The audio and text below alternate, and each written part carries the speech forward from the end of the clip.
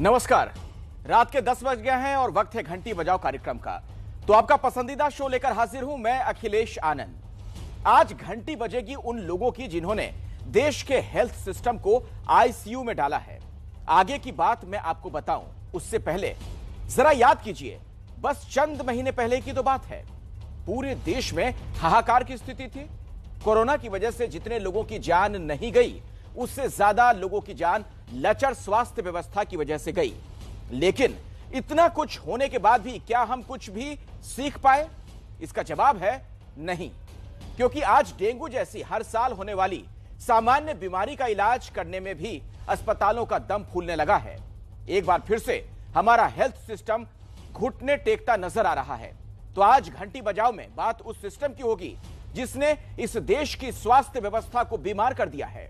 आखिर ऐसा क्यों है कि थोड़ी सी बीमारी फैलती नहीं और हम त्राही त्राही करने लगते हैं? ये रिपोर्ट आप देखिए और घंटी बजाइए। हमारा नंबर जो आप पीछे देख रहे हैं मेरे पीछे 8422840000 पर जरूर घंटी बजाएं।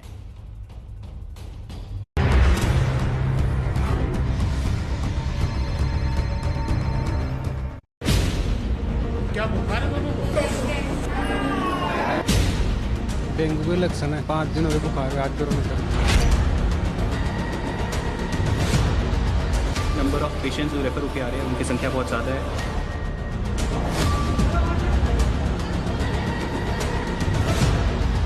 लगभग मेरे आंकड़े में 500 लोग बीमार हैं। 4-5 दिन में 500-900 हो गए। यहाँ पर एक एक बेड पर 2-2 डेंगू के मरीज हैं, क्योंकि अस्पताल के अंदर जगह नहीं है। इस बेड पे हम 2 मरीज हैं कल से। प्लेटलेट डाउन है, भर्ती करने की नौबत आ रही है, फिर भी भर्ती नहीं कर रही है लोग। मुझे पूरे सिम्टम्स डेंगू के हैं, उसके बावजूद ये कुछ नहीं कर रहे हैं आगे। यहाँ हर बिस्तर पर आपको मरीज नजर आएगा। स्वास्थ्य विभाग की तो कोई टीम ने दवाई छिड़काव पिड़काव तो कुछ हुआ नहीं।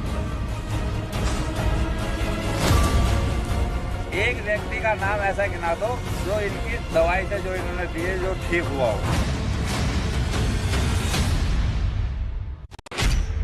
2,23,846 करोड़, ये वो रकम है जिसे इस साल देश की स्वास्थ्य व्यवस्था को मजबूत करने के नाम पर खर्च किया जाना है।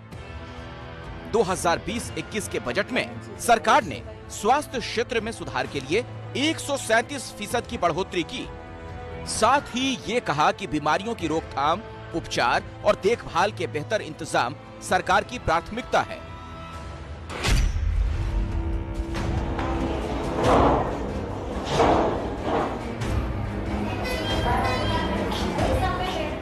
पर क्या इन तस्वीरों को देखकर आपको लगता है कि लोगों का स्वास्थ्य सरकार की प्राथमिकता है?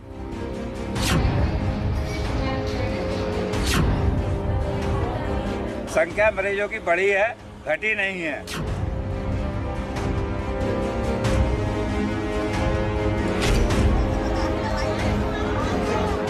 ऐसा क्यों होता है कि हर बीमारी देश की स्वास्थ्य व्यवस्था पर भारी पड़ जाती है? आप उससे पूछना जिसके घर का कोई मरा हो, उसे एहसास होता है कि दर्द क्या होता है, वरना और तो तालियां बजा कर रह जाते हैं।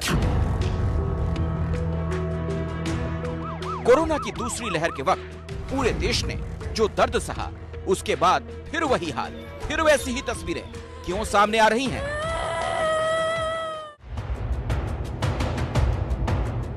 देश के कई राज्य इस वक्त डेंगू की चपेट में हैं। पिछले सालों की तुलना में डेंगू ज्यादा तेजी से फैल रहा है और जितनी तेजी से मरीजों की संख्या बढ़ रही है, अस्पतालों की अव्यवस्था उतनी ही तेजी से सामने आती जा रही है। कहीं बेड कम पड़ने लगे हैं, कहीं अस्पताल में स्टाफ नहीं है।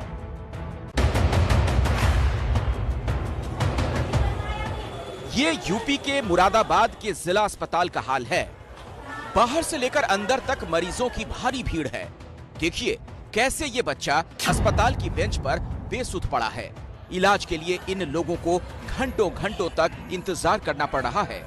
अस्पताल के अंदर की तस्वीरें और चौंकाने वाली हैं। वार्ड में चारों तरफ मरीजों और तीमारदारों की भीड़ है। एक एक बेड पर 2-2 मरीज भर्ती हैं। हम इस वक्त मुरादाबाद के ज़िला अस्पताल में हैं और ये हालत हम ज़िला अस्पताल की दिखाना चाहेंगे कि यहाँ पर एक एक बेड पर दो दो डेंगू के मरीज़ हैं, क्योंकि अस्पताल के अंदर जगह नहीं है और मरीज़ों को एक बेड पर दो दो मरीज़ों को रखा गया है। प्लेटें डाउन हो गई थी, मेरी प्लेटें 1400 प्लेटें थी, मैं यहाँ भर्ती हुआ हूँ। अब आज मेरी जाँच आई है, अभी डॉक्टर साहब आए नहीं हैं, आन के जाँच देखेंगे वो। तो ये बताइए, इस एक बेड पर कितने मरीज़ हैं? मतलब इस बेड पर हम 2 मरीज़ हैं कल से। अस्पताल में मरीज बुखार से कराह रहे हैं और अफसर अपने दफ्तरों में बैठकर कागजी दावे कर रहे हैं। यहाँ पे हम आए थे परसों, तब सिंगल मरीज भर्ती थे हर बेड पे, लेकिन आज ये कंडीशन है हर बेड पे 2-2 मरीज भर्ती कर रहे हैं लोग, और वो इतने गंदे मरीज आ रहे हैं पहले से इन्फेक्शन में। क्या उस मरीज को दोबारा इन्फेक्शन नहीं होगा?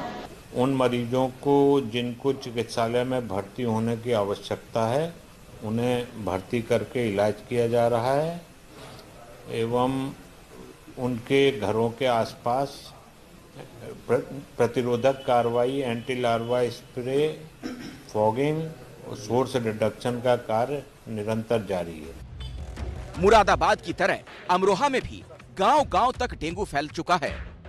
फॉगिंग और एंटी लार्वा दवाई के छिड़काव के सरकारी दावों के बीच घर घर डेंगू मरीजों की संख्या बढ़ती ही जा रही है। अमरोहा के इस गांव में 100 से ज्यादा मरीज हैं, लेकिन उनके इलाज की समुचित व्यवस्था नहीं। हमारे गांव में सफाई हो और जो बीमारी फैली हुई है उसका क्या नाम है, इलाज हो सही तरह से। जो भी बीमार हैं उनके ताई ज्यादा से ध्यान रखा जावे, और गांव में पानी की निकासी से ही हमारे गांव में बीमारी आई है। शामली में पिछले 5 दिनों में डेंगू के कारण 2 महिलाओं की मौत हो चुकी है। दर्जनों लोग बुखार से पीड़ित हैं। इसके बावजूद शहर में गंदगी का ढेर लगा है। लोगों का कहना है कि इस गंदगी के कारण डेंगू के मच्छर पनप रहे हैं, लेकिन प्रशासन की तरफ से ना ही गंदगी साफ करवाने के लिए कुछ किया जा रहा है, ना एंटी लार्वा का छिड़काव हो रहा है और ना फॉगिंग। यही हाल गाजियाबाद का है।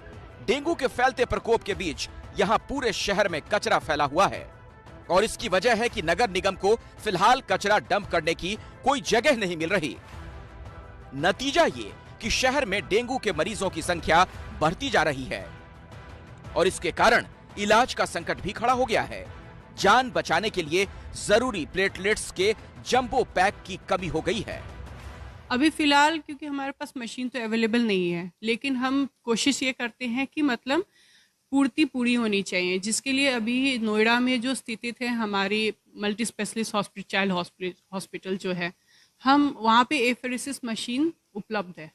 तो हम पेशेंट को, जो भी मरीज आते हैं यहाँ पे डेंगू के लिए और प्लेटलेट की मांग के लिए, जंबो पैक के लिए अगर आते हैं तो हम उनको वहाँ पे, अगर हमारे पास अवेलेबिलिटी नहीं है तो हम उनको वहाँ पे भेज देते हैं ताकि उनकी पूर्ति हो सके। और ये हाल लगभग पूरे प्रदेश का है।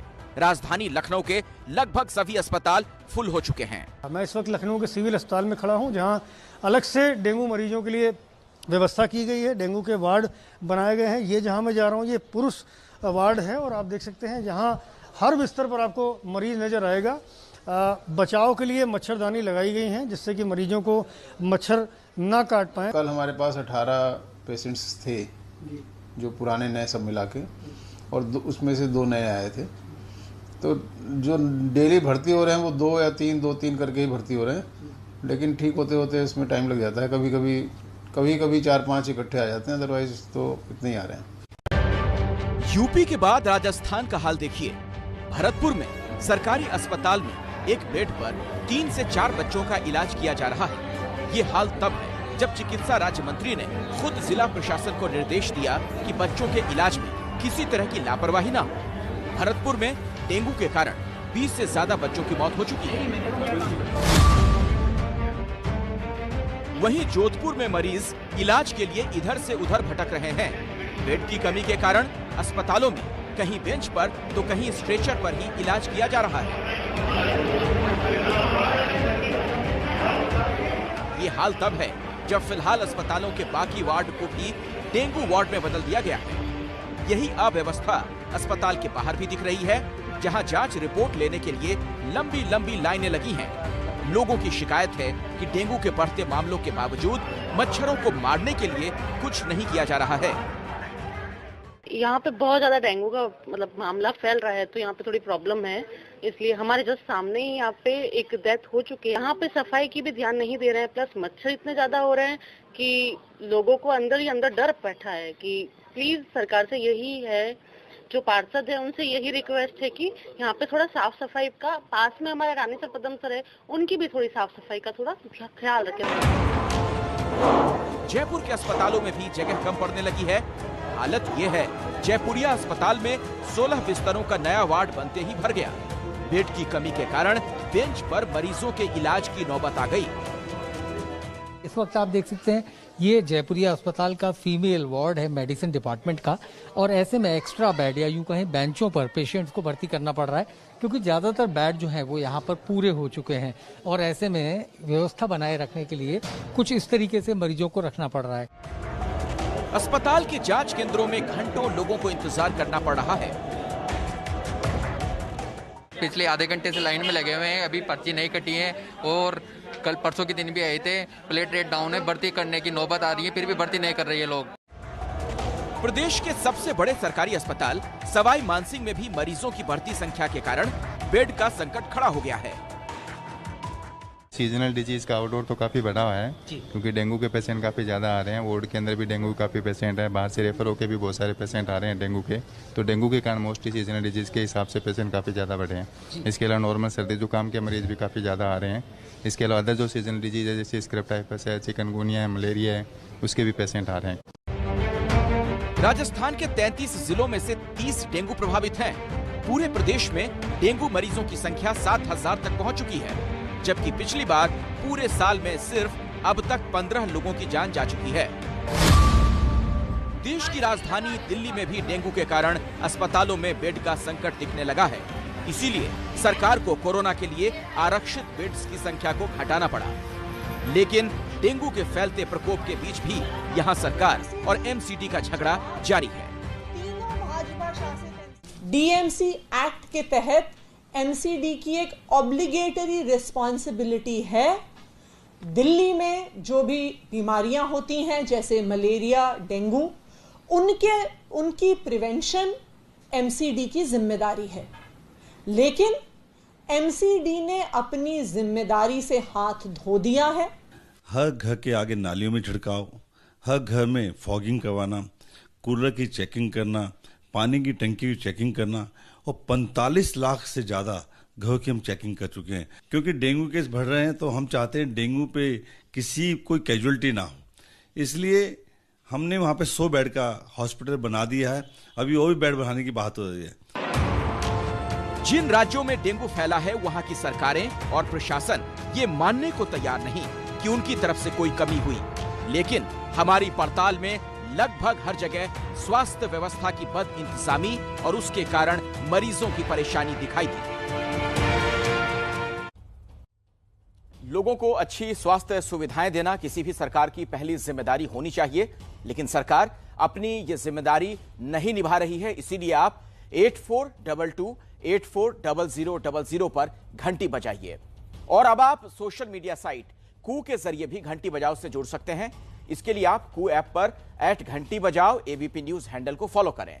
अगर आप किसी मुद्दे पर घंटी बजाना चाहते हैं या अपने शहर और आसपास का कोई भी मुद्दा उठाना चाहते हैं तो #घंटी बजाओ के साथ हमें अपना मुद्दा बताएं और @घंटी बजाओ एबीपी न्यूज को टैग करते हुए पोस्ट करें।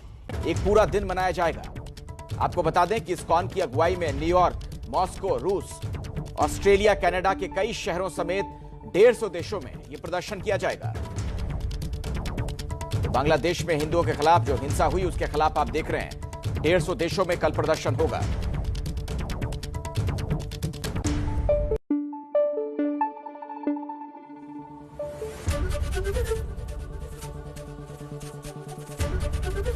एबीपी न्यूज आपको रखे आगे।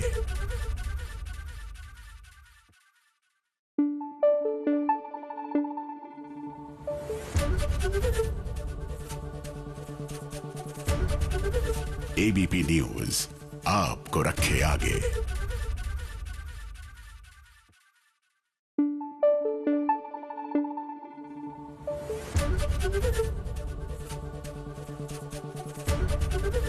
एबीपी न्यूज आपको रखे आगे।